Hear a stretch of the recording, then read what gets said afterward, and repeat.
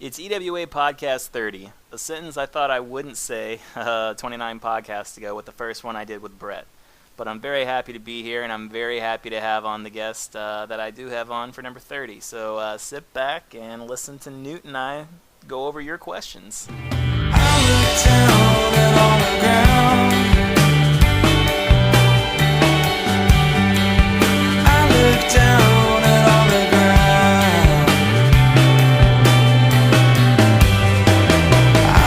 Down and on the ground. I look out, we're going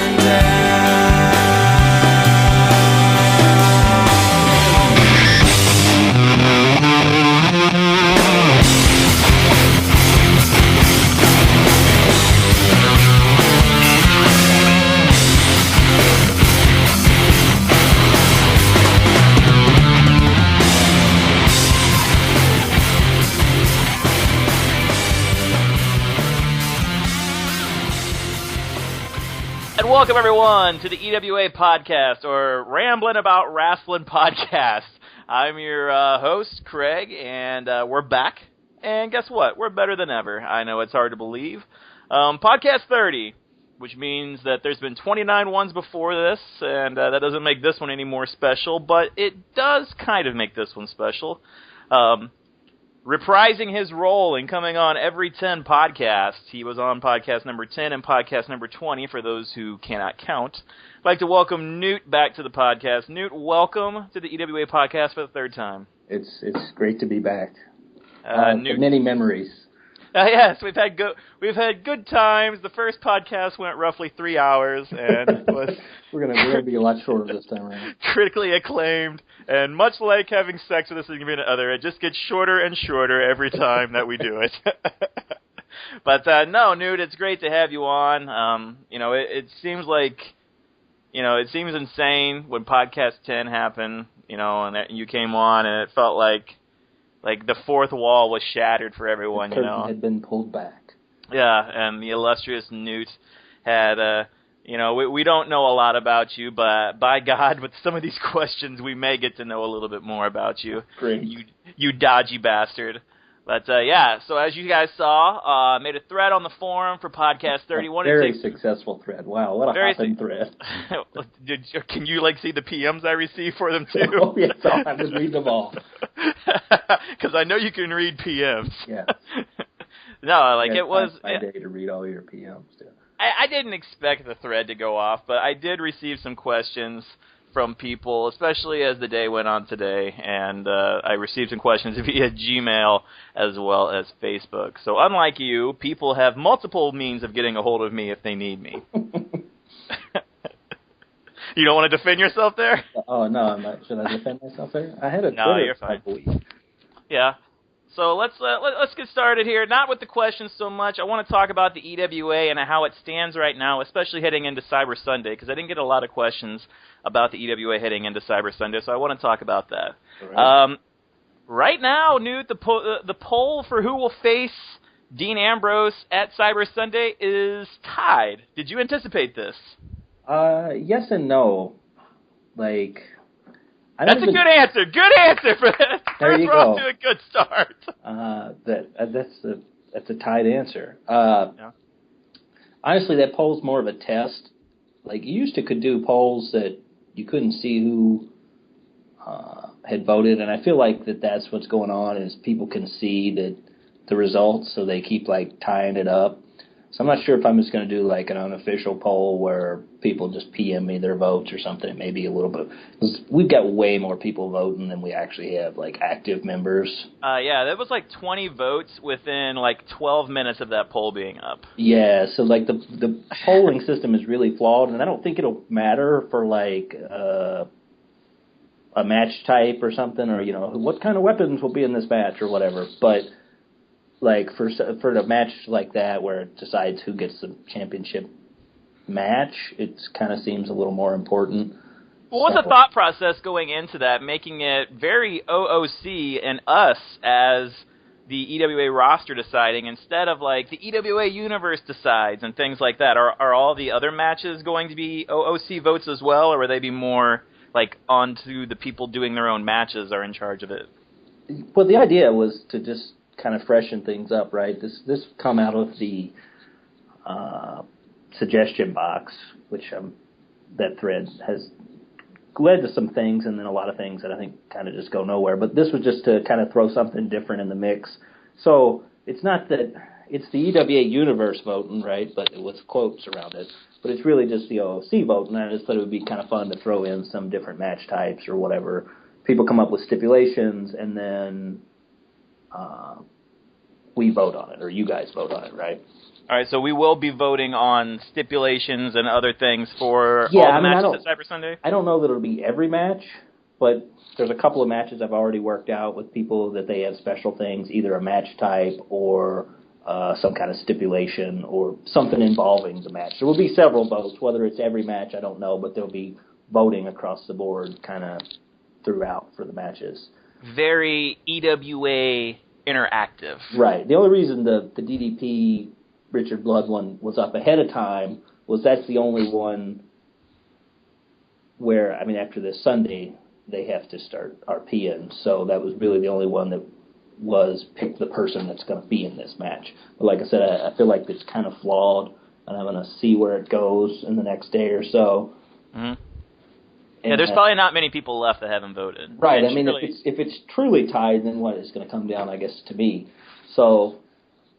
Yeah, but then again, you could have. I mean, I'm just throwing this out there. Like, you could have people showing up that haven't. I mean, you know, the guy that is playing Daniel Bryan, he could show up and be like, you know, and he has no idea, but he's just voting DDP because he knows Fuzz, you know, right, or right. Well, like Monty could be showing up and casting a vote and not knowing anything about what's going on. See, I don't really have a problem with that so much. My problem is more that, like, and this is, so I won't even use him as an example. Let's say Steve, he's got 7 accounts or something, right? Right. So he could rig the vote in that way, you know. Right. And it used to be able to where you could kind of control it, or people couldn't see who had voted. And to me, that was a little more fair because they wouldn't say, oh, well, let's even it back up, or let's put so-and-so ahead, because they wouldn't know who was ahead. So there would be less inclination for them to do that. But there's no way on these boards to do that, unfortunately. So. My thinking was, with you being the admin, I thought you would be able to see who voted for each. No, it won't show, unfortunately. No? Because I knew, like, when others made a poll, like me, on which 90s diva would you bang, I couldn't see who voted who, but I know everybody voted Sunny, because why wouldn't you? Well, that's what I voted for. Steve voted for Jacqueline, I believe. I used to have a pretty big heart-on for her, but... well, you can actually watch her masturbate on Skype for like $100 these days. I hear that, and I would do that, but it's not worth it for me. Not that I would do it. It's too expensive. If it interests you, you can watch me for 10. Well, in that case. All right. We won't record that part. I'll message you after this podcast. Okay. All right. Yeah, Cyber Sunday. We got the big... I want to use the word triple threat, but, you know, it's kind of... No, it won't. I can guarantee it won't be a triple threat. That is well, okay, so you're calling it now. Tie or not, we're going to have one-on-one. We will have a decision whether it goes to, you know... Is there a plan in place for either one of them winning what the person who didn't get voted in will wind up doing? You know, originally I had hoped to do something else relevant with that person, but I got to be honest, at the moment I don't have a grand plan. Yeah. They will do something else, I'm pretty sure of that, but what exactly I can't say at this time. I see. Not at liberty to speak. And then we've got an influx of new blood. I did a pay-per-view, what was that? Some kind of double Jeopardy or something, and boy, I confused everybody with that, so I have to be careful. I can't. Yeah, well, we're very small-minded people. Yes, easily confused, so I have to be careful with that, because that was like if something happened and the other person got to do something, but if they didn't get that, they got something, and there was several layers to it, and I drew a diagram, and nobody still understood, so I'm not going to do that anymore. I'm trying to think of something, you know, easy and simple.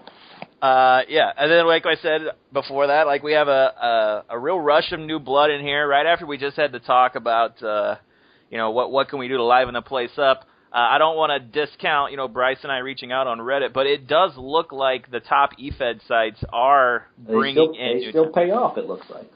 Yeah, and I actually went and checked out some of the top eFed sites, and like I saw we were number 2 and number 3 here and there, and people were leaving weird reviews on us, like, it's an old boys club over there, and you can't, but that was like 2012, so. Right, well, I mean, I'm sure there's been people that complain. I think, realistically, the reason those still work is if you're looking for an eFed, those still pop up. If you just do Google searches or whatever, those boards still pop up, and those are the people that are still looking for eFeds. I mean, I do get that they're doing them on, Tumblr and Twitter and Facebook and stuff, but I don't know that you can reach those people. I don't know how you reach those people, but the people that are searching, they're like, oh, I want to do an eFed, or people that have done it before, or people that are kind of interested in it, they end up finding those sites. And so if you rank high, and you got to be on that first page, and I say in the first 5 or 10, and you got to have a good-looking graphic, which we have a pretty decent graphic on there, and that was one of the reasons that I pushed for the domain name, just because absolutely, if it goes to that, people are like, ooh, and they come to it. It doesn't matter. It immediately relinks it back to the board, but it's that little bit of stuff. And I remember, way back in the day searching for eFeds and ones that, had a domain name or a good-looking logo or something, just the weird little things that will get you to click on the board. And I think, sadly, as much as I don't like it, because I see guests looking at our stuff all the time, I do think opening the board up has helped, at least in the interim, in getting people in. So I do too. I think it's important that people see that the board is active, because if they just looked at... Go ahead. Go ahead. No, I was just going to say, if they looked at news and information, it could be a bit misleading. Right, and I understand that. My problem with that, besides people stealing stuff, is, and as we saw with Alex Shelley, this still happens. My complaint is that I see people looking at really old stuff, which is fine, but then if that's the first thing they click, they may get the wrong impression. So, it's you're damned if you do, damned if you don't. Right. That's understandable. But, there has been an influx of new talent. These guys are really immersing themselves into the OOC and in the shows themselves. And, it's always good to see a new crop of folks show up and start contending right away. Right.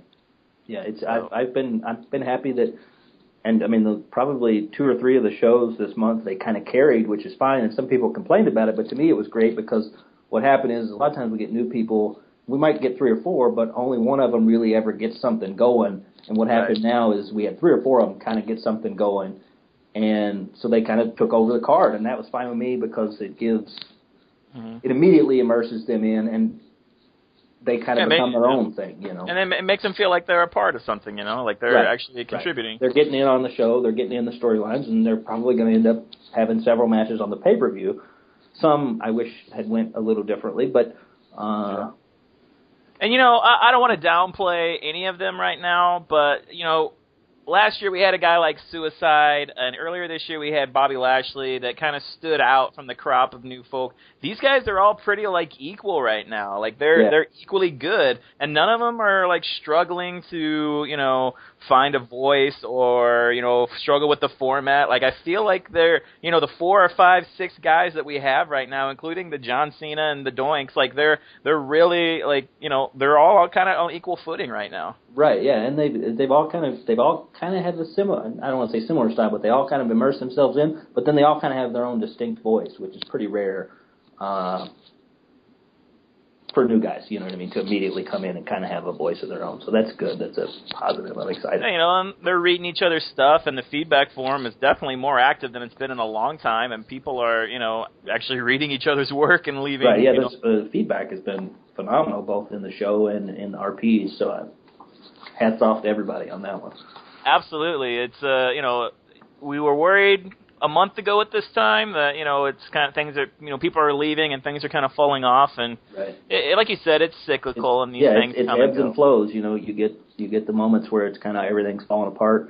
And then, in 2 months, everything may be slowed down again, or it probably won't be, because that'll be Super Brawl time. But, you go through the kind of slow periods, and then you get these boom periods, and then probably after Super Brawl, it'll drop off a little bit. And then we'll probably, I never freak out too much, because I've been doing it long enough now that I see that it does. It's very cyclical. So. Yeah. So then what was your goal with the suggestion box? What were you really looking for there? Suggestion box was just to see what people, it's just, a lot of people had dropped off, so I wanted to make sure there wasn't a particular reason. There wasn't something that I was doing or something that was going on that was causing people to leave. And I didn't really think that was the case, but at the same time, I want to make sure that the people that are still interested remain interested. Right. And so it was like, well, we've lost, X amount of, say, core players for various reasons, but I wanted to make sure, one, there wasn't something else behind that, and two, let's make sure we don't lose these other guys, at least until we get some more anchors in place. Right. Because what ends up happening is always in a Fed is you end up with 2 or 3 to 5 to 6 to, on a great year, maybe 10 guys who are your core players who are always doing something, and then you end up with everybody else kind of running around in between, and those players tend to change over time. And you can afford to lose some of them, but you can't afford to lose everybody at once. So, you have to kind of make sure. And just to kind of freshen things up, I wanted to see what people didn't like and what people did like. And some of it, I do still say that there are changes in the works. Some of them, I'm having a hard time figuring out a good way to make some of those changes. Right. I think some of these questions will probably lead into that later. Okay, but, so I won't go too much into that. Yeah, we don't want to ruin people's questions, but yeah, there's something that wasn't asked by people, and I was actually kind of surprised I didn't get questions from him. But maybe this is just part of his retirement program. What are your real thoughts on John ending his EWA reign, at least for now, with Steve Corino? I'm not too bothered by it. I kind of know. I've probably been more in the loop than anybody else with that, so I've known that's coming for a while. And, to be honest with you, I was kind of in the loop last year with him not retiring, but kind of planning on retiring. So I'm not blown away by it or anything. And that's not to lessen the impact of it, because I have the utmost respect for John. Just no selling the shit out of this retirement angle. No, it doesn't. Honestly, I think he had nowhere else to go. So for that character, he needed time off, whether it's permanent or whether it's a long, extended retirement angle, for lack of a better term. He needed that. That character had really done. That heel turn was that last little bit of life, and I think John milked it everything that it was worth, I don't mean that condescendingly, but he used, that was the last little thing you could really do with that Corino, and it turned to be a great angle, I think. But beyond that, that character, the character is just burnt out. So he went out he went out on top, or the way I think typically a character like that should go out. So, and that's why he got the thing on the show. He paid me good respects years ago when I hung up the boots, and so I wanted to kind of repay that favor for him, and that wasn't something that we talked about or anything. So. But I know he's going to hang around, and he's wrote a couple of matches here or there for me. I'm not afraid that he's gone. So no, not by any means. I don't think it's in his blood, I think. Right, but I think Corino needed some time off. So. Absolutely. I know that you judge multiple matches every week, and to remember results and your reasoning behind them is probably, a super hard task for you. Like the Super Brawl, is it? Absolutely. It's the one question that I'm going to ask. How close was that match as far as deciding what to do at the end there? I got to be 100% honest with you that I don't recall the specifics. So you probably had me winning, which is fine. But I do recall that being pretty close. But I remember it being, I really want to say that one came down to the two teams. And it was really close, and I heard on one of the last couple of podcasts you were like, it was the Corino angle that put it over, and I don't recall whether that had any bearing or not, to be 100% honest with you at this point. If I went back and looked at it, or I probably still have notes, because I write notes about things.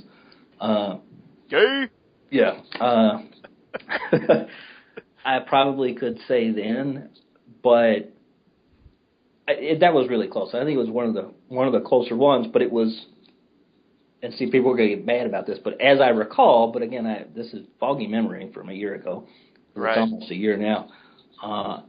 That it was pretty much a two-team event. Oh, I thought it's because I picked Steve. That's my fault then. No. You had Brett. I think the wild card team shocked me too.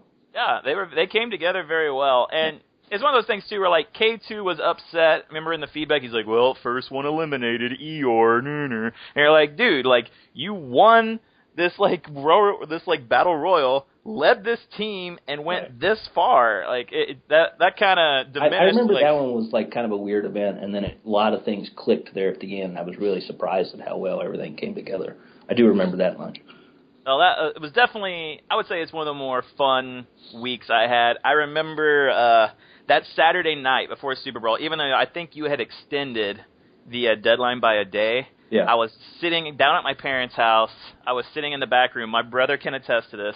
And I'm just, like, pecking away on the computer. And my family is, like, out in the living room, like, hanging out and, like, talking and stuff before we open presents. And I was just, like, I was so into, like, what we were writing. And I think Steve and somebody else, Brian, was in the Google Doc with me. And we were just, like, chatting in there and talking about stuff. And I was like, it's like fucking family Christmas. And I'm talking with these guys, like, enjoying, like, what we're putting together for Super Bowl. Like that's just as much as people get upset, and I've been upset at the results of Super Bowl. I always think it's such a fascinating time because everybody. I mean, sometimes it doesn't work, but everybody really comes together, and you got the teams, and everybody kind of really feels that they should win. But that's because they all come together.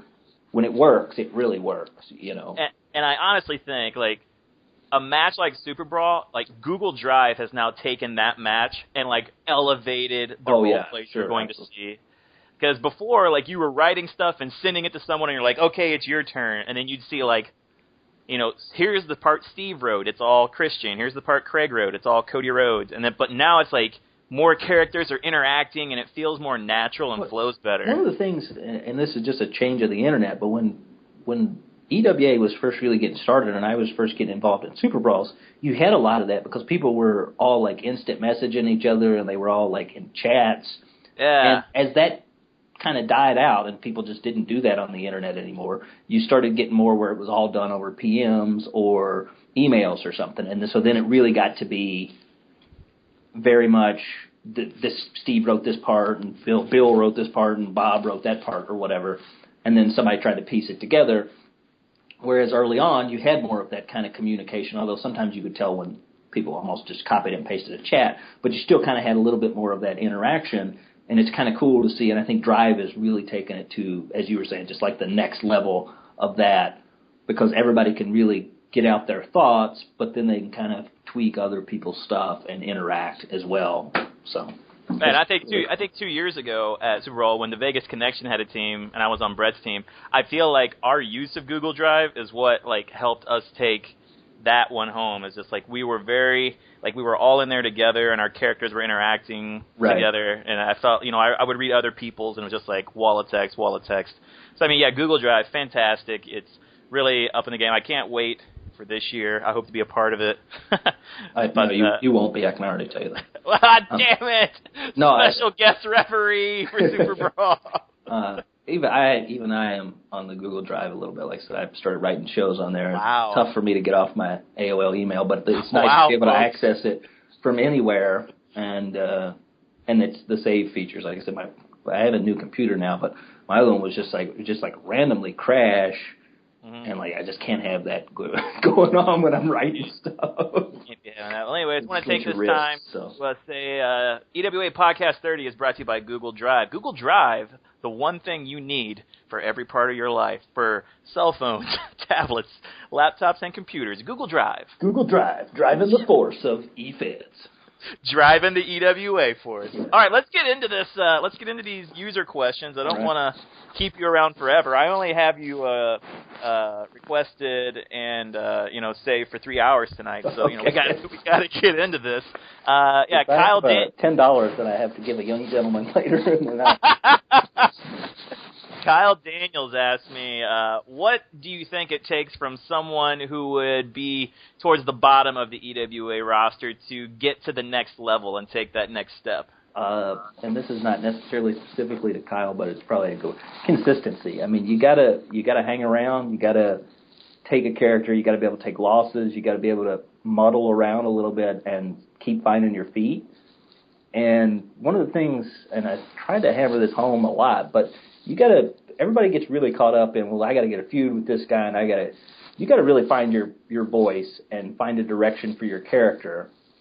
And then the feuds will come in because people will want to work with you. And even if it takes a little bit, once you find a direction that you're going in, then you can plug yourself into any feud. You know, you get into a feud, but you stay in that direction. I find a lot of people just want to go from feud to feud to feud, but their character themselves may not have any sort of direction. So I would say consistency, find your own voice, and find a direction, a storyline for your character that doesn't necessarily revolve around somebody else carrying you along. And I don't mean let me ask you this: what do you value more in an E-Fed character? The ability to win on a consistent basis, or the ability to interact and carry on a feud over a period of time? I think feuds are worth more, but it's really, to me, it's more having a consistent storyline. So if you're doing stuff consistently that has a purpose, I think that means more than just winning a bunch of matches. If you're winning a bunch of impressive matches, obviously that carries certain gravitas to it. So if you're beating big name guys in tightly contested matches, then obviously that has something. But typically what I find is when you have the good feuds, they tend to be between good people, or they bring out the best in people. So to that end, it's better to beat James when he's doing his best work. When you beat James and he's doing his best work, might be better than that week that you randomly beat him and he was kind of phoning it in a little bit. You know. Absolutely. So to me, that's why the feud stuff tends to be maybe worth more, because the people that are invested in it are putting out better work because they're trying to win. So they're putting out their best stuff. And so, like I said, and I don't mean to randomly pick James, but anybody, you know, they're probably doing their better stuff in a feud than they are that random weekly show that you fought them in. So. Well, it's probably like the WWE as well. Like you put more emphasis and weight on a pay-per-view win than you would on a Raw or SmackDown win. Yeah, I mean, typically, sure. Because there's a large build-up leading into that, and you know that win means more because there was a huge build-up for it. Right. And same sort of thing. I mean, where's the best matches happen? Well, not anymore, but used to be on the pay-per-views. So, right. Yeah. Exactly.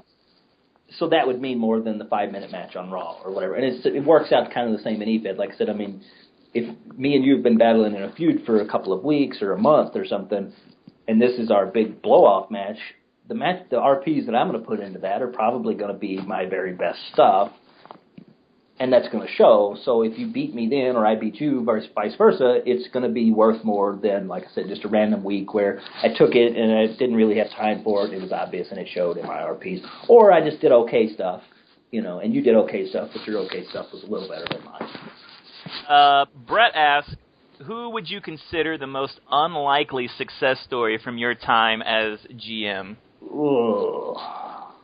From my time as GM, unlikely success story.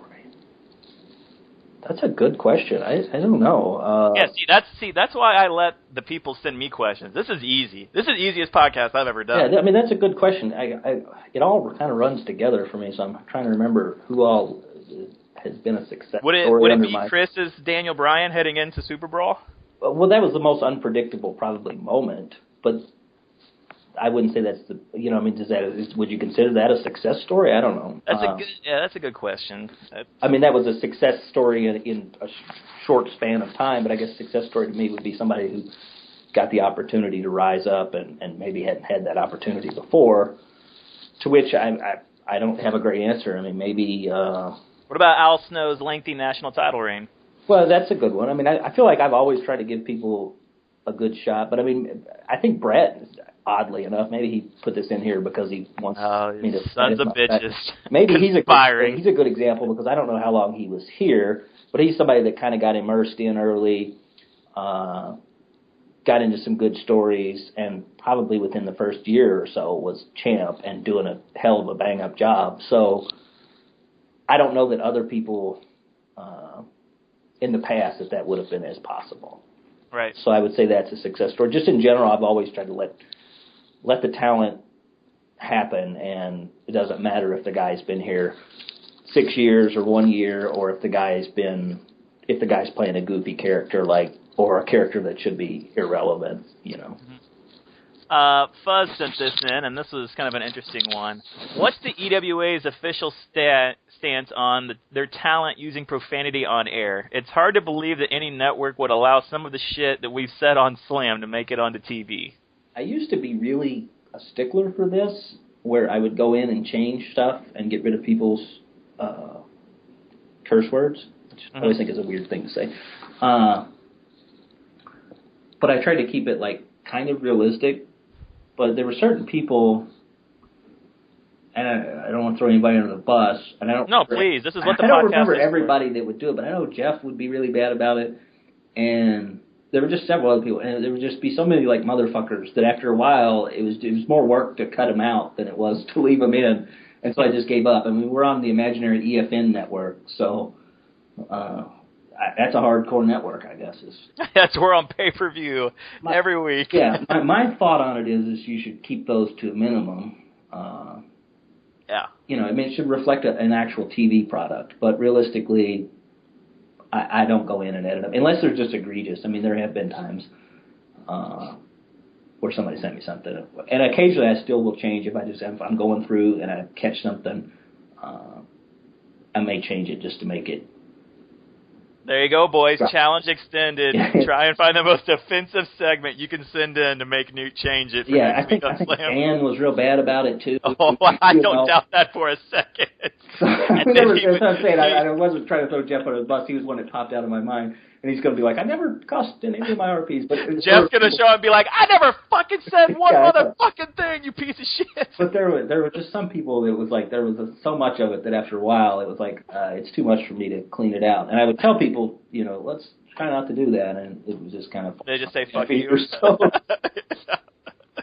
All right, this one comes in from Maestro. He sent me a couple questions. He says, if someone wanted to bring in a new character but not want people to know it was them, would you want to know, or would you want to be surprised like everyone else? I guess it would depend on what they were wanting to do. It's weird that Maestro would ask you that because that makes me think he's somebody else immediately. Ask. Yeah. I guess it would depend on what they were doing. I mean, I like being surprised too, so I don't mind if they did that. They flew under the radar, and then it was like, you know, like Bryce's thing when he was suicide. If he'd have pulled that off and I hadn't known it, of course I was kind of the genesis of that. But so I wouldn't. That would have been great. But at the same time, if it's something that I would maybe need to know for a reason, then I wouldn't necessarily want them to do that. Or if they're working the system so that they're fighting themselves or they're doing certain things like that to kind of get ahead, then that would be a problem. You know what I mean? So yeah. But I don't mind a good surprise. I mean, as long as it makes sense and it's not something I need to know, then there's no reason to necessarily tell me. But the flip side of that is sometimes people don't tell me things that I need to know. Yeah. So. They're like, you booked me in a match against myself this week. They're like, Right, so that's happened a few times. They're like, oh, I can't take this match because this is me. And I'm like, well, it makes sense for these two characters to fight, so stop doing that. You had them do a segment against each other last week on Slam. Right. Or you both have been building stuff, or you're both looking for a match. You know, it might help me to know that you're both the same guy. So, all right. There are situations where I should know. Steve says, "What is your real first name?" Okay. It's Steve. Steve says, "Do you have a Facebook but just won't tell us to protect your secret?" This is why I shouldn't have asked Steve for questions. Steve's questions are not going to get answered. Those are like... Steve said, "Where did your name come from? Was it Teddy Ruxpin or something else?" Steve's mom just always calls me that. And oh, man. Okay, here's where Steve got into some serious stuff. Yeah. Steve says, if you could have one character from EWA Kane in return, who would it be and why? Ooh. One character. Well, that's tough. I mean, it would probably be an old guy, so it would be probably Randy Orton or. Yeah, you have a massive heart on him. I really do. I don't know why I like Rex so much. Oddly, I might would go with Rene Dupree only. And as much of a headache as that was. Can we have someone else play him? yeah, it would be better. That was a good character with a lot of history. I think he got really played out at the end, but that's a good character. Shane Helms was a good character. Some of the older, you know, it's a shame like JBL burnt out. Sting would be good if it wasn't Devin. How was Baz at Stone Cold? I wasn't around for that. Okay, yeah. So Baz is good. Stone Cold would be great. His Stone Cold was good. I mean, it was different. I don't think it was greatest work, but Baz was really capable of doing some good stuff. I think there's some dead people that would probably be good. Yeah, we'll get into that later, I assure you. Okay, the characters just got retired because they died or whatever, so I think there's some good stuff. I mean, it would be an old guy, a really old guy like that. But it ends up being those handful of guys that did important stuff. Randy Orton or Shane Helms or Stone Cold. But some of the other guys early on that did main stuff weren't very good, so you kind of have to pick from a handful of guys. What about someone within the last 12 months? To come back? Yeah, Lashley, Bray Wyatt. Well, Bray Wyatt. Burchill, Carino. I'll throw Carino in there, but I mean, that's an easy answer. Burchill, I think that character got really played out really quick. Carino, like I already said, he's been so... and his wasn't a burnout quick, but I mean, he's been around so long that it's actually fresher to have him not around. Because there was a pay-per-view a couple months back, and it was like the first pay-per-view John hadn't been a part of in 5 years or something. So I mean, it's like him not being around is fresh for in a way. Probably Kingston. Oh yeah, Will. If not him, Lashley. I thought, man, Lashley had just a ton of potential, pretty good RPer, and he kind of dropped the ball. I'm sure there's probably Kristen, or however you say her name. I'm a big hard on for her work, but she never did. Never amounted to anything. But yeah, I mean, she was like talent. So if she reminded me of James, even though they were in the stable with me together. Like Kristen's work was always consistent. She was a very good Vicky, even though she played Vicky as like this really unique take on things. So yeah, it was different. And so her or Will or somebody like that. All right, Bryce sent this one in. Who is your favorite Scotsman and why is it? Who's my favorite Scotsman and what? And all of the EWA and why is it Bryce? I'm not going to ask that one.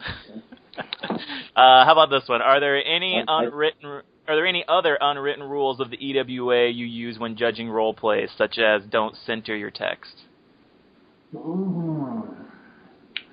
Things I don't like, I guess is why. Because centering your text is just annoying as shit. Nobody reads like that. Don't get me started. We know. New people apparently don't. The other thing I would say is talking about WWF or WCW or ECW or whatever. Like that stuff just seems so meh to me. So it doesn't. I wouldn't say it's against the rules, but it doesn't. You don't win any points for that, and It would have to be really relevant in some way. And I just at this point I can't see where any of that is relevant. And I understand why people go to that, but it's such a crutch to me that it just doesn't. Beyond that, I don't really like introducing random characters that have no purpose and then they just disappearing. After an RP or two. Yeah. Or using the wrong backstage interviewers. That's fucking annoying too. I don't know who that bitch is that I can't think of her name, but Renee Young. Yeah. Whatever. Somebody has showed up and she's technically part of the crew now because people keep using her. But I think Steve tried to start that around Super Brawl last year, and everyone was like, let's brought her around, and then she got used. And I don't care, but it's like that probably should have been like cleared through me, and I would have been saying, yeah, that's fine. Let's add this new bitch to the roster of people. Yeah, so she would have said nicely. Yeah, welcome, bitch. Yeah, welcome, bitch. I don't know who you are, but welcome. Kyle wants to know who your favorite superhero is. My favorite superhero? Moon Knight? Okay. Why you gotta go obscure on us? Moon Knight. See, the thing is, I know who Moon Knight is, and I know, like, it's like me, you, and John right now. We're all like, yeah, Moon Knight! And everybody else is, like, going to Google and typing in Moon Knight. They're like, who the fuck is Moon Knight? But me, you, and John are like, yeah, Moon Knight's pretty fucking cool, you know? So, Moon Knight, alright. You win. Moon Knight, I guess we'll just leave it at that. Brett says, have you ever been at a point where you thought it was a good idea to just shut down the EWA? The closest, and I think I've mentioned this, but the closest I've come to just shutting, actually legitimately saying, okay, it's done, stick a fork in her, was when the board crashed and I thought we lost everything. Mm-hmm. And it, one, because I couldn't get a hold of anybody and nobody could get a hold of me, right? But The other thing was which was my fault, I guess. But, Clearly. I mean, it was Sir's fault that we lost everything. Yes. But we ended up not losing everything, so that's except for the Shark Boy profile. Yes. Well, and I mean, everything's all screwed up now, but at least it's still there. So that was probably the closest. I mean, there's been times where I wanted to quit, but not like I'm shutting the Fed down because I assumed that somebody could take it over. Right. We'll get into that later. Fuzz wants to know, what is the biggest controversy in EWA history? Biggest controversy? I think it would be an older thing because now everybody's a little more mature, where back in the day, like half the Fed would quit. So probably the biggest controversy. Oh, didn't Sayre judge a Super Brawl one night whenever he was drunk and name a winner or something? I don't know how Sayre ever judged anything. I'm not sure we ever got quite the conclusion on what he would. People used to get in his ear, and if people threatened to quit, they would win. And now he might deny this now, I don't know, but people told me that this happened. I mean, people confessed. So I would say it would be one of those early days, some kind of Super Brawl event probably, and it was probably B-Bon and D-Bon. G-Bon and T-Bon. Yeah, getting people to quit. When I quit and left and went to XCW, I think that was a pretty big controversy. And you were in there with Alex Shelley, right? With Alex Shelley? For the Rising Championship. Yes, we were competing. No, a bunch of people quit around that time, though. And Monty was involved. I was going to say, that Maestro... was one of Monty's first, I'm going to take over EWA by getting everybody to quit kind of things. I don't think he actually did anything to cause that, but he was the one behind XCW, which was a disaster. That's funny that you say that, because Maestro's next question was, what are your thoughts on ROH Monty and everything that went in with that? I mean, I like Monty fine. I was shocked to see him just randomly pop in the other day.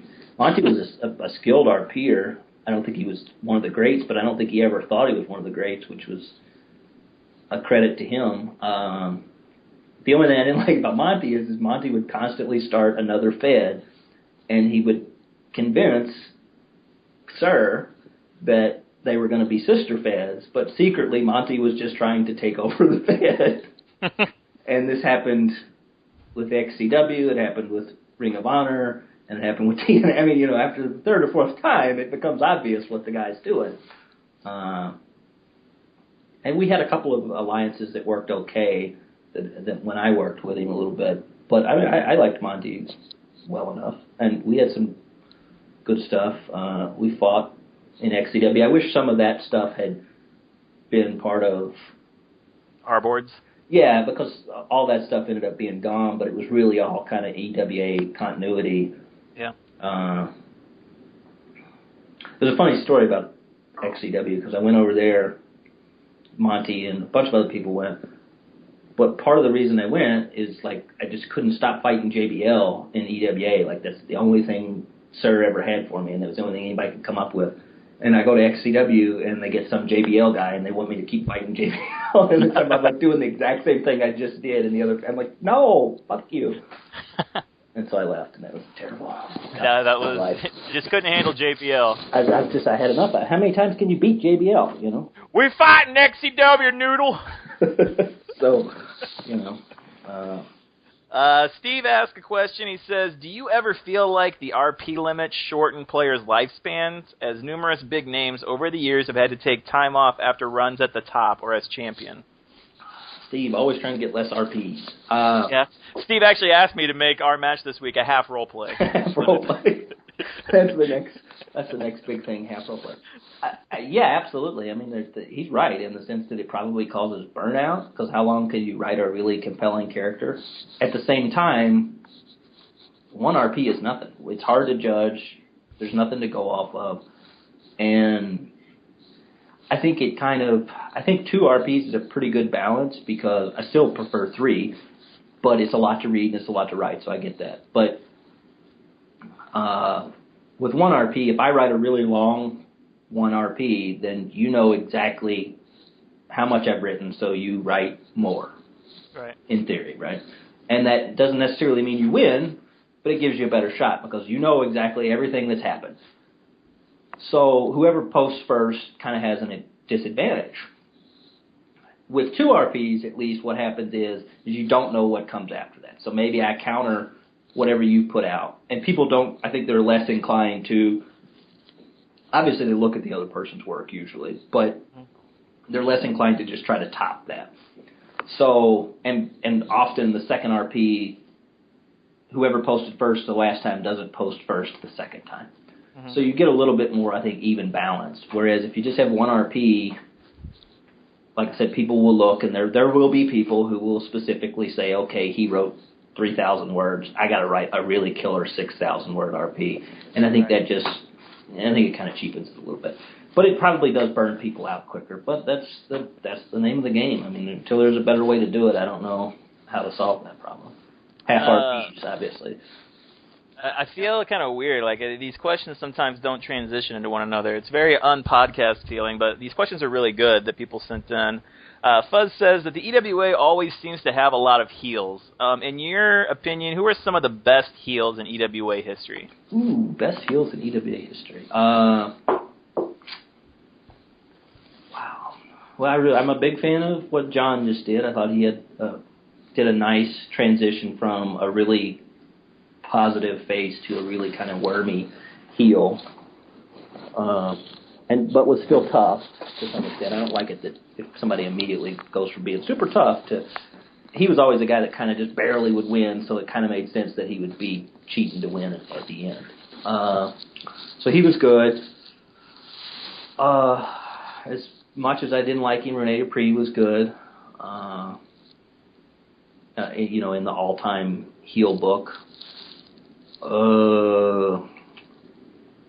Great all-time heels. See, like some of these people I don't think were particularly good. Right. Even though they may have been, heels for a big time. I mean, again, like, I hate to just keep going to recent people because that seems... Well, I'm just trying to think of, like, who would be just in my time here since 2012. Burchill was good.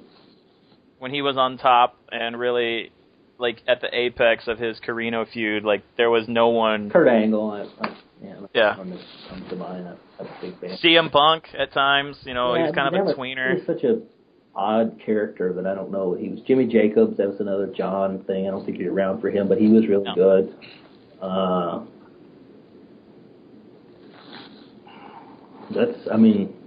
would say those are probably in my top handful of guys that did a really good heel character. Montes Batista was always kind of a heel. He was a dick. So yeah, that makes you a heel, I think. Oh, maybe not. Stone Cold was a dick a lot. Right. But so I would say, Angle, Carino, nice. Virtual, and Brett Dupree. You're just gonna keep going? Keep going. God damn it, Nuke. Mosh was amazing. Mosh was terrible. Blackman was good, but he was kind of a weird heel, so yeah, he wasn't what I would really consider a heel. Even if he was technically a heel, he wasn't like. It wasn't black. Yeah. It was like a gray area. Yeah. Steve Gray, man. Right. Too soon? All right, I tried. Whatever. Brett wants to know: have you ever asked an outside person to judge or read RPs when you personally are having trouble deciding a winner? I've had some. I guess it depends on what you mean by outside, but I've asked people's opinions on stuff before. You asked people's opinion on your match against Stevie Richards. Right. I did that for sure. And what's his nuts? Stevie, he'll never listen to this podcast. There's another good deal. Yeah, Stephen Richards. Stephen Richards, he was good. But just in a match that you weren't involved in. Yeah, just in a really tight match. Yeah, I think I've asked people before. I know I've asked just people that are either respected or thought they would have good insight on it, that I weren't biased. I know I've probably asked John a couple. Probably back in the day, I'm sure Devin and Sir were included in conversations about stuff. I might have asked you or Brad or somebody on something maybe once or twice. It doesn't happen a lot, but I feel like you've asked me at least once, like, hey, what do you think about this? Yeah, and it's never like, oh, okay, well, if he said it, then that's right. It is. But it's like, okay, typically they fall in line with what I've been thinking anyway. So it's usually like, okay, that's just another. Right. But if they say, oh, I've totally got it in this other guy's favor, then it's like, maybe I need to relook at this and make sure I feel like I'm making the right call. What's one gimmick match you're tired of seeing in the EWA? I mean, we don't do a lot of them, granted, but still. I don't know. I'm probably still going to say Hell in a Cell, and that's probably a couple years old where it seemed like we did a lot of those. Last Man Standing, I think we've done a lot of those in recent years. We have not done enough Clockwork Orange House Fun matches, so I'm glad we're boosting that number up. I think in my time here as Cody Rhodes, I've been in like 45 matches. Only one of those has been a gimmick match, and that was against CM Punk at Metal Mayhem last year. Yeah. I try to really limit the gimmick matches, but I try to be a little more open and let people do some gimmick matches. So I think we get a lot of like strap matches or stuff. Oh yeah, like James has like this weird hard-on for dog collar matches. I don't know. I don't think it's him. I think every time he's like, I got a match. I'm like, yeah, I got a dog collar match. Okay, so you're pitching that to him because like MVP has been in like 9 dog collar matches. Yeah, so. I think that's always just been like all the other match types are either taken or something, and so by the time he comes to that, and it's like, oh, we need something, and I'm like, yeah, dog collar match, that's a good match. So that one's probably been played out because I know that. What is there one gimmick match you would like to see in the EWA? We haven't had a ladder match in forever. That is true. And I'm trying to think, when's the last time we actually had a legit cage match, or am I just missing it? I think we had a cage match at Metal Mayhem this year, I think. Okay, yeah, that's right. And actually, I wanted that to be like an old school blue steel cage match, and that never really came about. So I don't think I actually wrote it as such. But that's what that was originally. That was going to be the hook. Was it's going to be old school big blue cage. We're going to bring out the big cage, but I don't think it really worked out that way. Yeah, probably a ladder match or something on a pole. Why not? Something on a pole. We haven't had something on a pole match in a long time. Russo Swerve incoming. Yeah. Steve wants to know when he can sign up as Randy Orton. Never. I don't know. Whenever Rex says it's okay. I have a really cool idea, and I was just talking to Rex recently about this. It doesn't really revolve around Orton, but I have a really cool idea for lots of like the best of the best old guys in EWA, but it just never seems to come to fruition, and so I keep hanging on to this idea. Maybe it'll come around this year. Is it like the Millionaires Club versus the New Blood? No, it's because that single-handedly turned WCW around, and that's why Vince McMahon is out of business today. I loved that storyline, by the way. Of course you did. No, that had a lot of potential. It was booked poorly, but because Jeff Jarrett was involved. But I don't. I guess I don't see the need, and I know I've restated this thousands of times, but we've got a handful of people who could possibly at some point do something, and they're sort of EWA legends, and that's all. Because a new guy could be John Cena tomorrow, we can't have legends any other way than to occasionally take a handful of characters and lock them off for public use. Yeah, it's a tough line to draw because if Brett just up and after the pay-per-view was like, well, I'm done with Val Venus. Like, well, what do you do with Val Venus? I mean, we're still kind of like that with CM Punk right now, right? Because like we all know that TZ could come back, but the likelihood of it happening gets less and less each week. You know what I mean? Right, and it's become how much? Granted, he had a hell of a run, but he had kind of one short burst. Well, I mean, he had another run prior to that, I guess, but he had really kind of one big burst run, and then nothing. So it's like, how long do you set on that? And that's a character that's relevant to some extent, right? Whereas, I guess Randy Orton's relevant. Do people really like Randy Orton? I don't know. I like Randy Orton. Well, something's wrong with you. But, some of these guys just aren't, I don't think are particularly relevant, so it's okay for me, I think, to leave them on the box. When is Booker T going to be unlocked, damn it? Right, so then we got Booker T, and we can use him in other fun ways. That's why we keep those guys around. Plus, he showed up not that long ago. maybe that is true. the last 8 months or something. I don't think that was a real question from Steve, but this one is. Oh. It says, most of us are grown-ass men, yet you make us spend the weekends RPing. Would you ever move the shows to the middle of the week sometime? Middle of the week is just goofy, I think. Not that the show couldn't take place on then, but I feel like most people have the most time on the weekends. And I don't know, I mean, maybe you could open up Sunday. Problem is, with my personal schedule, Sunday works the best for me. And it's been that way for a long time. And it's more so now probably than ever. So I can't see moving the date for any. Right, well, we have to keep it convenient and good for you. I mean, fuck I'm the one that has to write the fucking shows, and you guys cry and whine when they're not up on time. It's Monday morning. Yeah, and I've been knocking them out of the park, so I don't want to hear it, Steve. Oh, and everybody's feedback has been just, we can't all fit our mouths around your dicks if the show is getting up on time. Yeah, and he probably gets like an extra 12 hours or something. He's in New Zealand or whatever. Yeah, you heard on Chris's where he's like, I have until like Monday at 7. I have till Thursday to RP. So, I mean, the Earth's axis and the rotation and stuff, I can't calculate all that stuff, but I know that like Wednesday is a pain in the ass for me. So it used to work that way. Wednesday used to be good for me. So it's not like we haven't had them on different days. Wow, man, when are we gonna have Fury come back? Do we just not have enough? People aren't doing anything. I mean, I'm willing to do a Fury any week. We have enough random RPs. I like how you push your stuff onto Slam, though. It kind of gives. Yeah, I mean, I'm still doing the matches, but I think it was last week or where we Doink did an RP, but it was like that was the only one, so I can't do a Fury for that, Right. Doink and nobody. The problem was nobody. You could probably get RPs for it, but no one would do segments. Right. Well, that was the other thing is when we were doing it consistently, it was like pulling teeth to get segments. And I know everybody's like, well, I look at Fury as less than or whatever. But to me, it was an opportunity for people to do stuff, and a lot of people didn't do it. So I'm not going to go out of my way to push. Listen, I'm gonna pitch this idea right now. Everyone has a second character that they use on Fury to test out things, and there's a 24-hour rule hardcore title in effect on that show. It's weird. Like, I almost wanted to do a hardcore title 24-hour kind of thing at some point, but I don't know how you do that, so.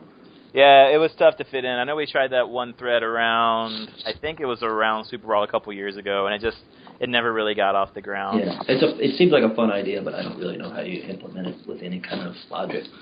Bryce wants to know if you could change 3 things, but we'll make it anything. If you could change 3 things that would make being a GM here easier, what would they be?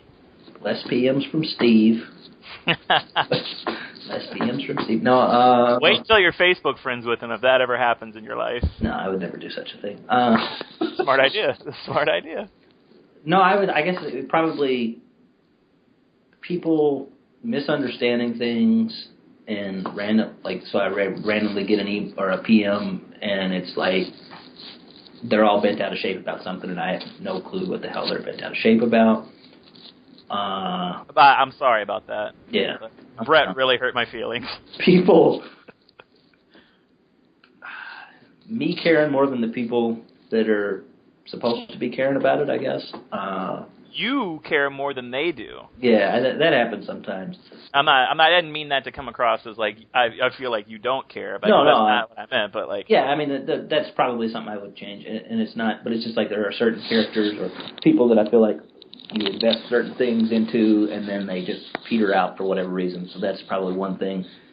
If everybody lived up to the expectations that I thought they would, and God, that sounds conceited. But anyway, you have, And then I don't know the third thing, people not waiting until the last minute to RP. Really? Because there's always this complaint, right? Well, the show's up late, so then I can't RP until Friday, but then the show's up at 2:00 on a Sunday, and nobody RPs till Friday anyway. So, Yeah, that's understandable. I mean, I know I've asked before on podcasts, but some weeks, how do you do it? Like this last week, you had like 9 matches. You had roughly like 25 RPs to read. The show still got up on Sunday, but when did you?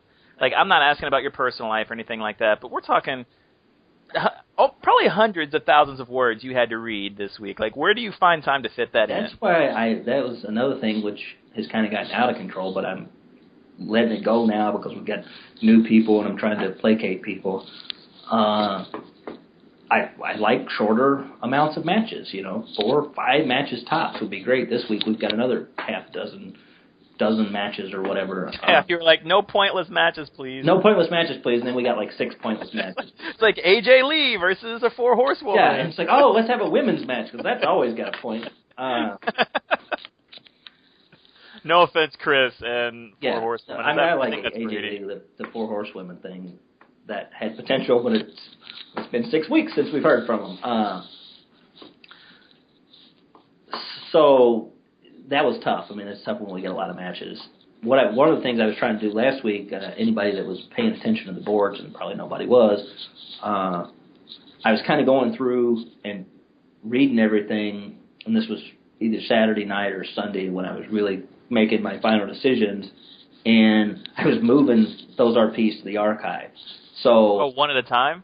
Well, so I would take like all the after I made a decision on a match, so that I wouldn't get confused and lose any RPs or anything. I was just moving them all to the archive and then going to the next match and reading all those RPs. And then when I come up with the decision, move those to the archive. And that helped me a little bit, and maybe something to do in the future to just so that I'm not just buried under RPs and I'm trying to find did JD post a second RP, because sometimes they get lost in just the amount of RPs that are there. So it's tough. Tough when you have a lot of matches.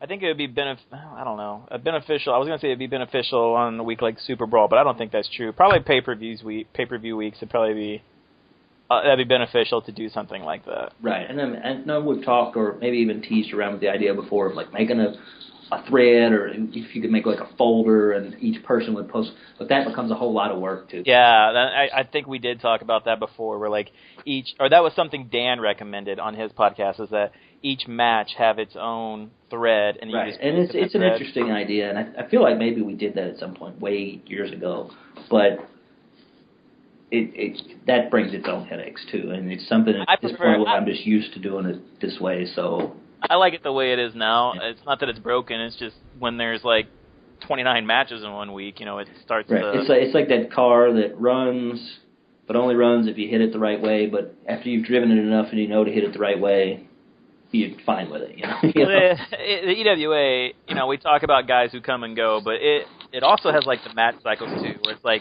every 2 weeks is just like the super card, It's just like, all right, I didn't have a match last week, so I'm going to take one this week. And then, like, all the guys that have that match are like, all right, I'm going to take the week off. And, like, okay, I didn't have a match, so I'm going to take... So just, like, every 2 weeks, there's just, like, a hugely stacked card. And the next week, you're like, we're going to have Sami Zayn take on Alex Shelley and, Doink take on John Cena, and there's going to be, like, 1,000 segments. Right, you get, like, 2 matches. Hold on real quick. Did you guys hear that? Newt just put me on hold. This better be like a drug deal or something. How you guys think I'm doing? Doing well? I don't know, it's so stressful to be in the call with him. Like, you want to ask the right things. You don't want to say anything stupid. I mean, I want to keep the tag titles, so I don't want to make him mad. It's amazing Steve's ever even won a match as much as he bothers Newt. I don't know, man. I do want to take this time to thank everybody who sent me questions. I reached out to a couple people, but some of you... Wait, I'm back. Oh, sorry. I'll continue my thought later. I was talking in your pause there. Sorry. You're fine. Don't worry. Just put me on hold. I mean, you put the EWA on hold. That's fine. Yeah. People asking you questions. Important conversation with Steve I had to get to. Hey, man. What's up? You want to go grab a beer or something? Yeah. Why is my one hand so little? Yeah. Okay, Fuzz asks, if you could go back and reverse one main event decision, what would it be? Oh, man. There was a time when I had a really good answer for this, but I can't remember what it was now. Probably the one that sticks out in my mind a lot. Last year's Super Brawl? No, that one was pretty concrete. Is this a decision I'm stabbing myself in the leg right now with a pin, just so you know. Yeah. Is this a decision I made or a decision Sir made? Because I got a lot of them. We only have an hour, okay? Let's do what you did. See, it's going to seem like I have such a hard-on for Rex. The last one that I really remember, it was really close, and I just wonder where EWA would have went if I'd have done it, which was this Shane Helms did this comeback storyline, and he fought Rene Dupree. This was in the last couple of years. And it was just kind of random, but like Rex was doing good work, and he lost, and then I think he was around for another month or so. But it would have been curious to see where he could have taken that story in EWA or whatever at that time, because it ended up being like a really long Rene Dupree run that I don't think kind of went anywhere. So, trying not to sound like a broken record and talk about the same handful of guys, that's one that sticks out in my head. Mm-hmm. Probably as a decision I would have changed, just because I think it would have been interesting, and it probably would have been the only time that a really old guy had come back and won the belt. It was like when Hogan won the Undisputed title or whatever. It was like really kind of random and could have taken things in sort of a different direction. And see, I have one for you, and like I said, I know it's when we talked about it on an old podcast, but it's something, we have new people here listening. I'm going to go back to Lethal Lottery last year with the DDP CM Punk title match. Oh, right. See, that's one that probably could have went. Yeah. I mean, that's one that could have went either way. I think there were a couple of matches with CM Punk where his reign probably could have ended in, I don't want to say should have, but might would have been more beneficial to the Fed to kind of take things in a different direction. Yeah, I lost to him twice. So I mean, neither one of those were pretty solid. Man, I'll get shit on here. No, I think actually one of those was really, really close, and that's one it probably could have. Because I mean, you've just sucked this last year, and I'm like, man, what would have happened?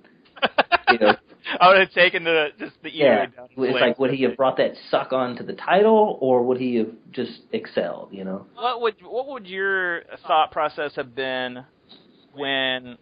I talked about it on I forgot which podcast I talked about it on, but TZ asked for 2 role plays, and I gave him that. But if I had posted a third, and then what if you knew that TZ had asked for 2, but I put up 3 anyways? Like, what would your thought process have been around that? Would it been as long as it hadn't been cleared by me, like, if you guys do a gentleman's agreement and you don't stick to it, I don't really have a problem with it. I mean, I hate to sound that way. Why are you making regret life? But if he had messaged me, and I don't know if he did or not, and said, hey, we agreed to do 1 RP a piece or whatever, is that okay? Like, a lot of times people would be like, I'm fighting Steve this week, and he said he could only manage 3/4 of an RP, so that's what we're going to do. Then I'm like, okay, that's fine, if you guys want to do that. But if I hadn't known, if you guys had made this, secret pact, and then you screwed him, I would have just judged the RPs that were there, and I would have said, he didn't get a third up. And, I mean, to me, I feel like anytime there have been champions, I feel like anytime a champion leans on you and says, I can only do 2 RPs, or I can only do 1 RP this week, you say, well, that belt will look good around my waist. I mean, I don't know. I couldn't do it. But I'm not saying to screw him. I'm just saying to say, look, this is my opportunity. I may not get another opportunity. It sucks that it's bad. I mean, I regret it at times, but I know I did the right thing. I still fucking lost, so fuck you. You probably would have lost anyway if you got that third one. That's true. I would have lost. Just imagine the embarrassment and you saved yourself. Cody Rhodes would be in the EWA Hall of Fame, and nobody would touch him after that. How about this? If you could bring one deceased or dying talent into the EWA, who would it be? Like, for example, Bobby Heenan, who's going on his last legs, or Mr. Perfect, or something like that. Dying talent, I like that. He wrote Bobby Heenan, dying talent. That was Fuzz. Bowie, would you bring in a dying talent? We're all dying, Fuzz. Yeah. Just at different rates. It's very depressing. I brought in Alfred Hayes, and he died like 2 weeks after I brought him in. I'm like, nobody will ever use Alfred Hayes, and then he died. Did you send Brady a message after David Flair died, and you were like, hey, man, you can't use this guy anymore? No, it wasn't David, it was Reed. The talented one. Oh. Charlotte? Yeah, no, because he was in the middle of something. That was the one time that I was like, well, look, we'll grandfather you in, because I don't feel like if the person is active, it should necessarily be held against him. And that's just, it worked out better for him, because I think Richard Blood's been a far better character than Reed was ever going to be. But, yeah. But bringing somebody back, I mean, probably Test, Baz's Test. I mean, that was a good character. He wrote that. Sorry, he goes, who else? It was Andrew Martin. He'd get upset if he heard this. That was a good character, and he's dead, and we can't ever really do anything with him anymore.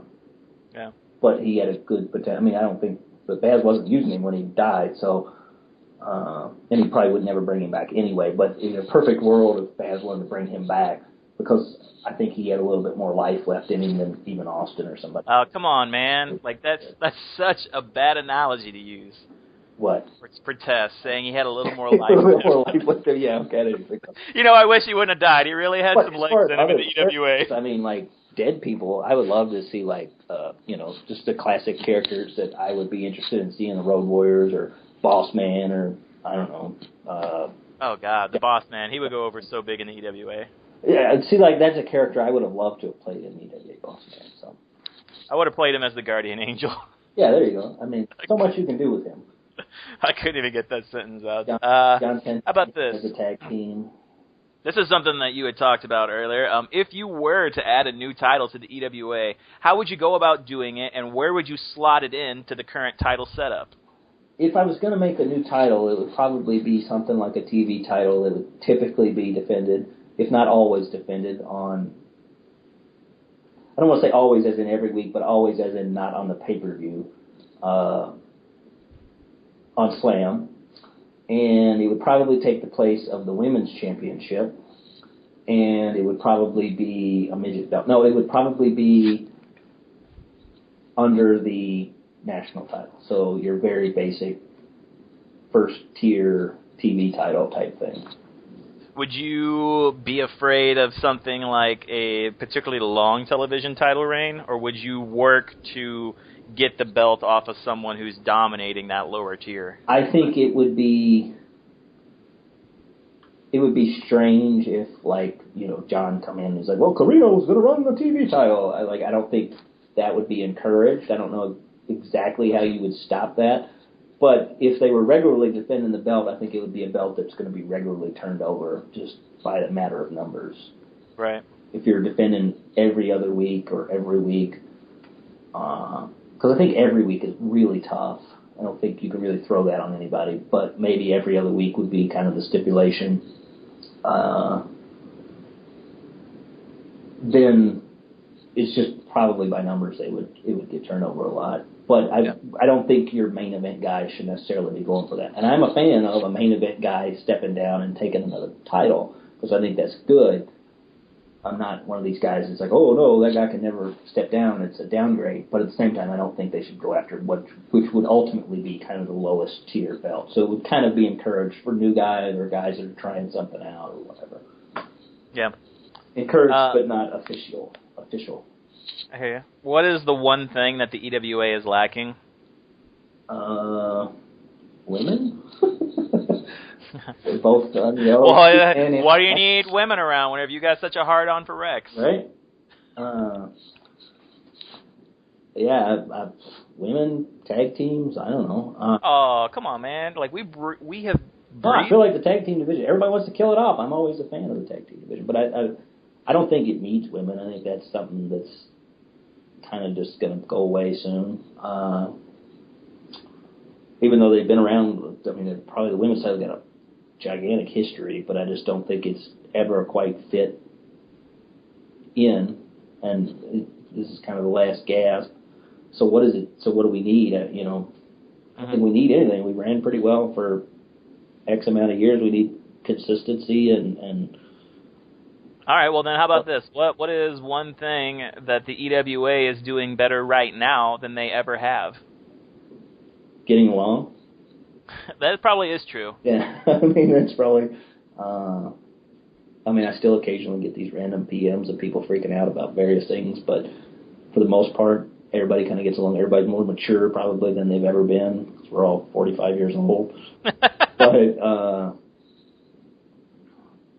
yeah, I mean, that's probably it. I mean, and I think everything runs well, which is why with a lot of the suggestions, it's like some of them make sense, but part of the reason I think everything works well is because everything works well, and if it's not broke, don't fix it. Absolutely. Here, let me go down here. these questions, people are asking kind of along the same one. Steve wants to know, did anyone ever really call some hoes? I'm sure that many hoes have been called, and I would say that Petey probably is calling some hoes tonight. He also wants to know if you'll come back to TNA as Mick Foley. And that's the end of his shitty questions. I would love to do that if I had the time. I would go just now but I feel like Steve would just try to hold me down. All right, in that vein, how about this? You came out and said, "Hey, I was Tugboat," which we all loved you for. I got no reaction, so I'm kind of Have you? Well, that's because we weren't around then. So how about this? Have you ever been other secret characters in the EWA? Yes. I've been a lot of people. Are you Cody Rhodes? I'm not Cody Rhodes, but I have been a Cody Rhodes. Aha! Ooh. Have you been Taz? I have been Taz. But with two Z's. Oh, okay. Always two Z Taz. I don't want to get confused. It was never a 1Z Taz. A onesie? He wore a onesie. He did wear one. You were Matt Morgan. I was Matt Morgan. But that really wasn't me being Matt Morgan. That was a storyline device, and I offered to do the RP so that it would be a little more realistic. I liked my Matt Morgan, but I think I only did one RP. So. Yeah. Well, you were busy writing as Harry Smith that week, so. Well, I couldn't beat. It wouldn't. I don't think he could post up 2 RPs or something. So it's like it wouldn't have done me any good to out RP him. So. Let's see. Bryce has a good question I want to save for the end. These guys, Steve and Fuzz, Steve and Brett kind of had the same question, so I'm going to kind of put it in together. If you could if you were going to go away for 3 to 6 months, who would you hand over the EWA to at that point? I guess now the easiest answer is John. I mean, he's the only person that's really done it. He did a good job when he ran it. I would probably hand it over to John. Like I said, he's done it before, and I know it would be in capable hands. That's always kind of my fear with other people. Like, a lot of people are like, oh, and there's people that I think are good for it, but actually doing it and knowing the grind of doing it is a whole different thing. So somebody might be brilliant for a month, but it's month 6 that you worry about, right, or month 3. Yeah. Do you have a favorite match that you've ever written? Probably a Super Brawl match, but a specific one, I don't know. I wrote a really good chain match with Val Venus and somebody. Kevin Steen, I liked that. That was pretty recent, but it sticks out in my mind that I enjoyed writing that. I wrote my final match. I liked it pretty well. I wrote did a gauntlet for the gold years ago that I liked. Probably a couple of the Civil Wars were pretty good. And I bring those out because these are epic long matches. But I think that would probably be if you ever asked me hey, you can write whatever match you want, I would probably choose Civil War just because that seems like it'd be a fun one to write. It's fun, and at the same time it's hard, and so it may not be as good. That's probably one where you have to take notes too. You're okay, here's this guy's coming in here, and these guys are still in the ring. This guy has a check mark next to him, so he's been thrown out. It can get confusing. But in an actual, it being a match sense, I don't know, that's not always you don't write as good as stuff necessarily there because it's in and out and spots. But a lot of the Grand Slam title or Triple Crown title or whatever, Triple Clown, did I say Triple Clown? That's Doink's new belt. Doink's the new champ. But some of those title matches, but specifically jumping out at me. I don't know. I remember writing a lot of Val Venus' stuff because he was a face, and so it was a little bit fresh to write. I think him and Angle had a couple of good matches that I wrote that I enjoyed. You got the Dusty finish in. Yeah, anytime you pull out a Dusty finish, it's good. Always a crowd pleaser, especially in the E-Fed format. Really makes you feel good. I lost, but I didn't lose, so he gets to keep the belt. Yeah. Whatever. You got to use those when you can. What is your proudest moment in the EWA as a role player or the general manager? Role players probably being the first Triple Crown champion. I like to look at that as when EWA really started. Such a historian. Yeah, no, that was kind of a big thing. I don't necessarily like the way it came about, but it was kind of it really did kind of mark the change of EWA from one thing to another thing. So I've always really liked that. Beyond that, I guess I really liked doing the draft and stuff back when we did that. So, and I was kind of proud that Warzone kind of become the brand, even though everything was against it, and it was kind of supposed to not be the brand, and it was going to just be like a little side project. And I think it kind of wowed people early on, and so I liked that. And probably just this run now, I think it's probably been probably the longest anybody's ran it, short of Sir's half-assed running of the Fed. And I like Sir, so I jab him, but he never listens anyway, so it's irrelevant. How much longer do you think you have in you? I don't know. I was tiring there for a little bit, but I feel like I got my wheels back a little bit, got my steam back. So, are you kind of like fed off of us in a sense? Yeah. As far as like your interest goes, going on, that makes me more interested and makes me want to do better. And when I like the characters and I like what people are doing, that's good. And the influx of new people is always exciting. Getting to write some. Even if it's just people changing their characters up, it's like, oh, to write some kind of a new match. It doesn't help when it's some character I've fucking never heard of, but it's nice to have some fresh concepts and fresh ideas, whether it's, like I said, just the characters or the players. So I feel like I've got a while left in me. I don't plan on quitting anytime soon, but you never know. Do you feel an obligation to keep up with all different kinds of wrestling besides WWE? So if someone joins, let's say Uhaa Nation, just using Chris as an example, you have to have a sort of familiarity with them. I wish I said that was true, but realistically, I haven't watched any wrestling in a while, and it's just I've been so busy that and this is going to sound like I'm whining, but EWA takes a lot of my time, and I don't have a lot of other time. So what little time I have to put to stupid hobby stuff, EWA ends up eating up most of it, so I don't have a lot of time to sit around and watch wrestling.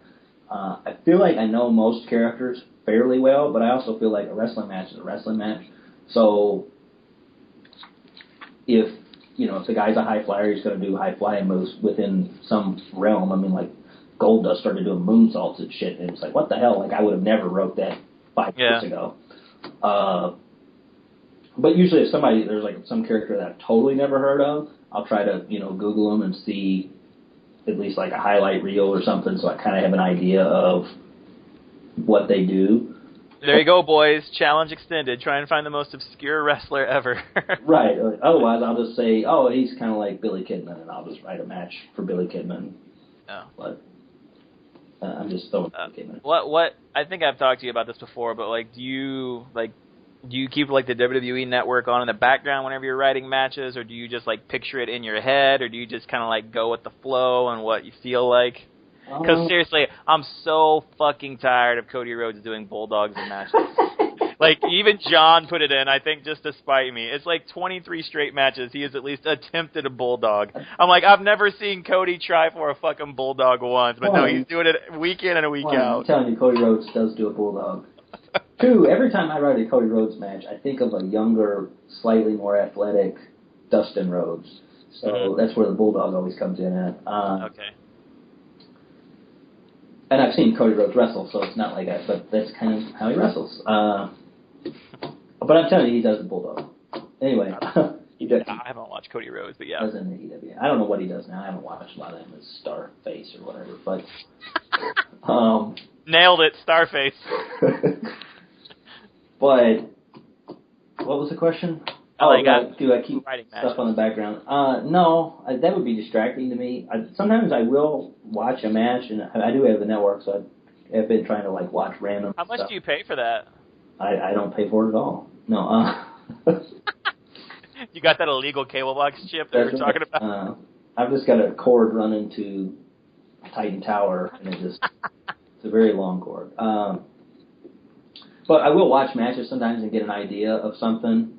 I was watching an old ass DDP match not that long ago, and I was like, oh, cool. He used to do this. That'd be good to work in there. And then there were, a lot of it more I listened for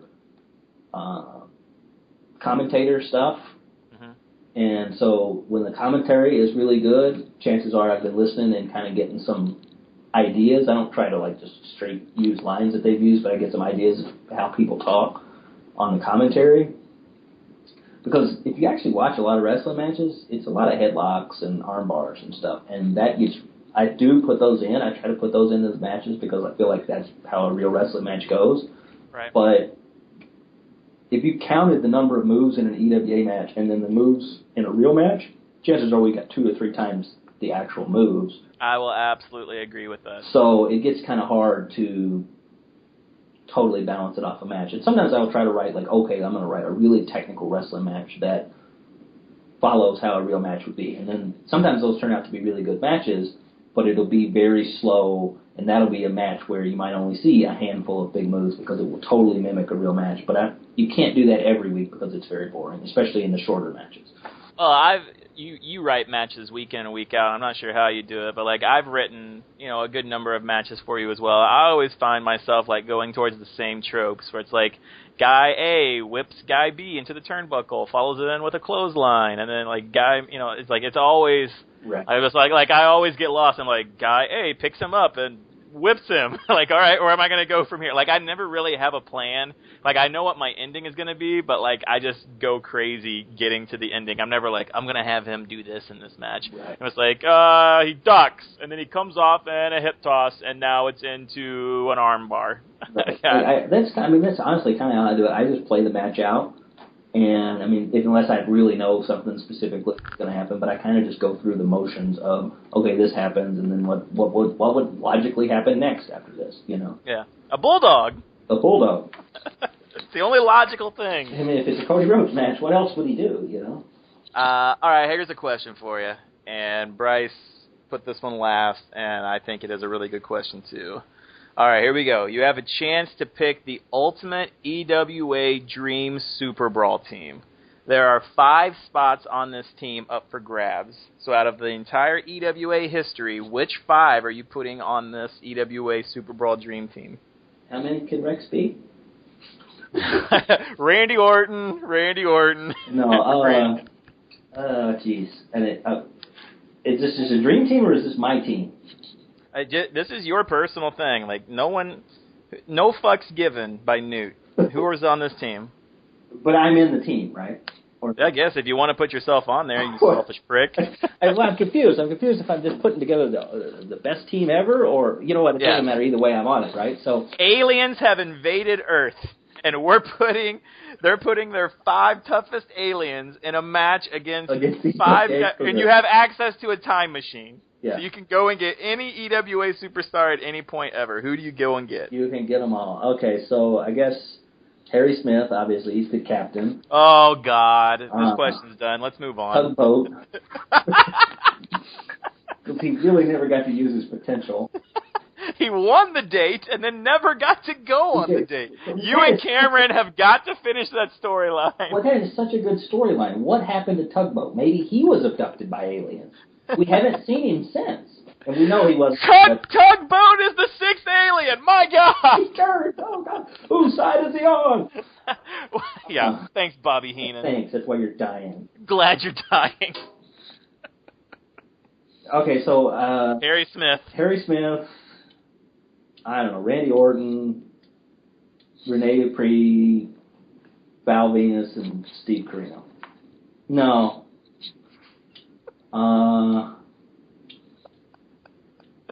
It's here's 5. No. No, they wouldn't get along. But they got to for the aliens.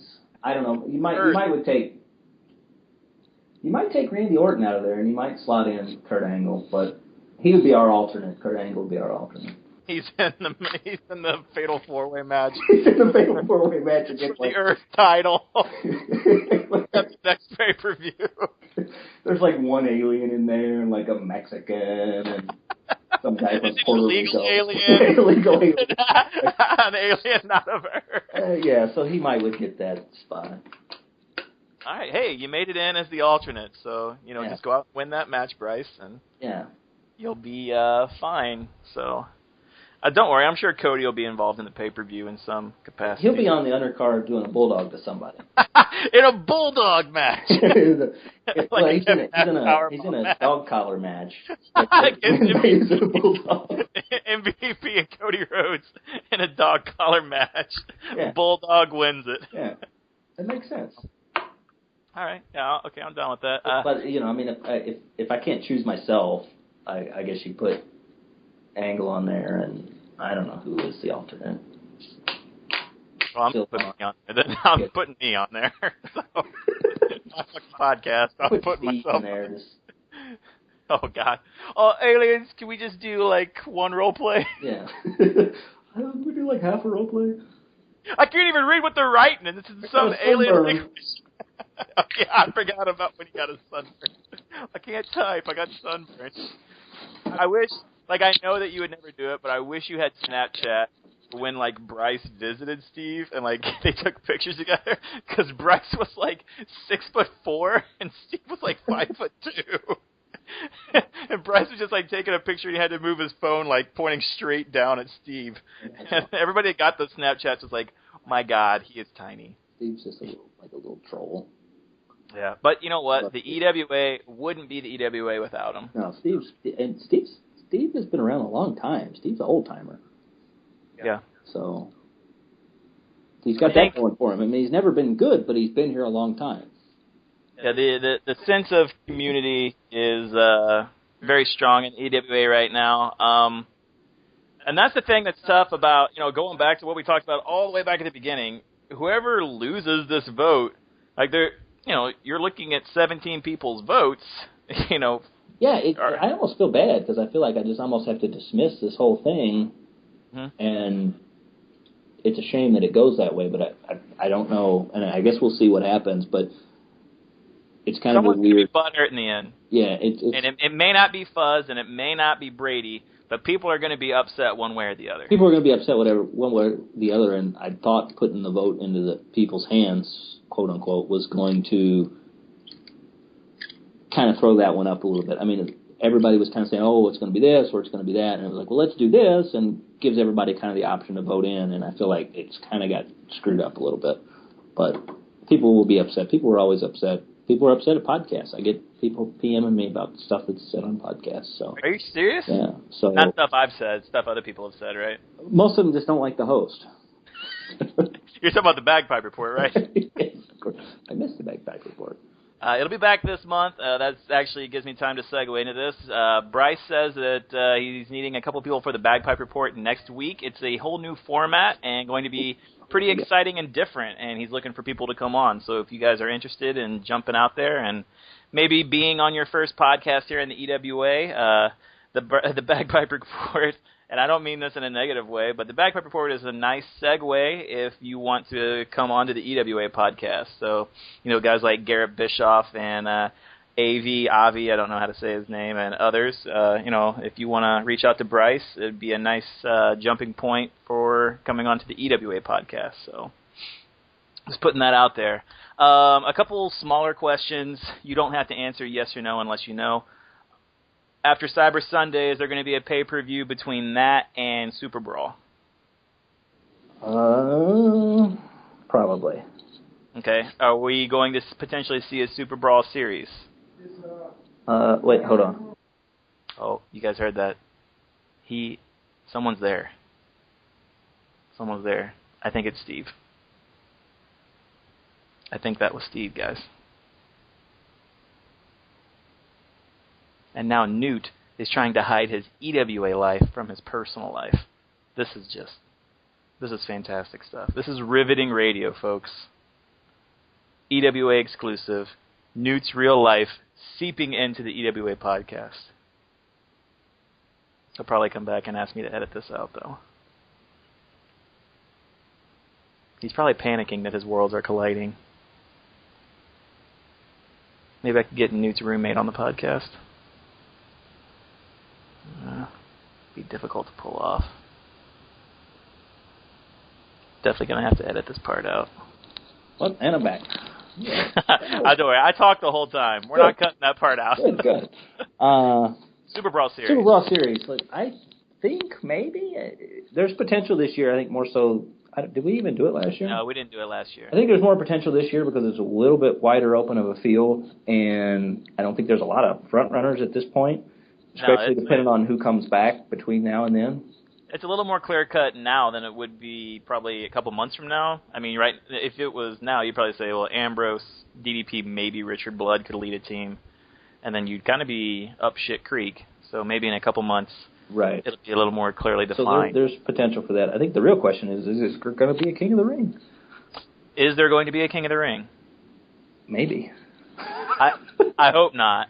I'm pulling for no, because that keeps me the defending King of the Ring. Yeah, the last King of the Ring guy just let me down so much that I'm just like, God, things ruined. I don't understand. Like, how did I let you down? I won King of the Ring. I made the national title prominent again. I came back. I won the tag team titles. You never went after the title, man. I was so burnt out. That was whenever I quit my job, too. Yeah, and that should have given you more time for EW.